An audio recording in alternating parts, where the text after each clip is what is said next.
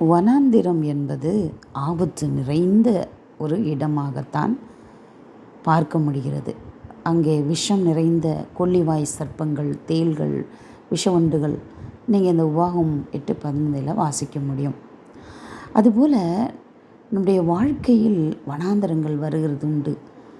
கஷ்டங்கள், பலவிதமான போராட்டங்கள், எதிர்ப்புகள், எதிர்வல்லமைகள், ஆபத்துகள், பில்லி சூனியங்கள், நோய்கள், இப்படி பல கஷ்டங்களை நாம் சந்திக்க வேண்டியதாக இருக்கிறது.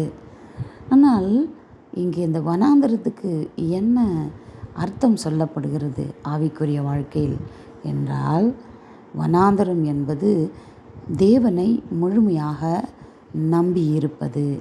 அப்போ இப்படிப்பட்ட சூழ்நிலையில் யாரும் நமக்கு உதவ வரமாட்டாங்க.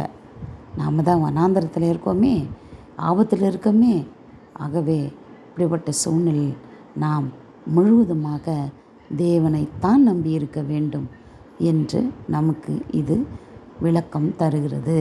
ஆகவே பிரியமானவர்களே, உங்கள் வாழ்க்கையில் நீங்கள் எப்படிப்பட்ட கஷ்டங்களை, போராட்டங்களை நீங்கள் தனியே சந்திக்கிறீர்களா?